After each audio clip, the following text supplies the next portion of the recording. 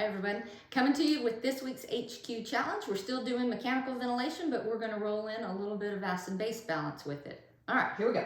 A COPD patient. That's the first thing that you have to recognize, that this patient has COPD. And in this question, that makes a difference. They're on VCAC mode, so this means we set the tidal volume. It's not going to change. Okay, what's going to change is the peak inspiratory pressure, but assist control mode means that when the patient triggers, they're going to get that set tidal volume. All right, and it says that they have an assisted rate of 22. So I don't know how many times they're triggering it, but I know 22 times a minute they're getting whatever the set tidal volume is. So they're already breathing faster. This is a little bit of tachypnea, and every single one of those breaths is a set tidal volume. So we have a pretty significant minute volume that we're moving with the machine. And then we come to the blood gas. We have 7.49, 48, bicarb of 35, PaO2 of 63, and we want to know the best explanation for this abnormality. Let's start with a little bit of test-taking skill, okay? This is an alkalotic pH. Anything above 7.45 is an alkalosis.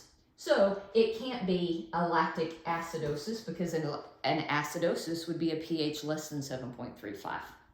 All right, it also can't be excretion of bicarb. What you see here is a bicarb that is elevated. It's above 22 to 26, so it's a higher bicarb. If the body was excreting bicarb, this would be below normal. So it's this.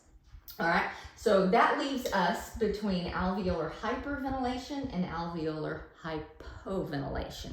All right, so now this is where you have to understand about blood gases with some COPD patients. You know, when we say the patient is a chronic retainer, what we mean is they live with an elevated CO2 and the body has been retaining bicarb to compensate for that pH. So this patient probably lives with a blood gas that looks something like this. I'm going to go ahead and put the PaO2 on here. For a COPD patient, that's fine. All right. So this is where this person probably lives, right around in this range naturally. They walk, talk, breathe, live everyday life with this blood gas. This is called chronic ventilatory failure. But now this patient is on the vent and they're getting that high respiratory rate with that set tidal volume. It's a lot of minute volume. So what has happened is this CO2 has decreased to 48. This is actually a blood gas of a COPD patient that is hyperventilating, okay? So the answer is acute alveolar hyperventilation.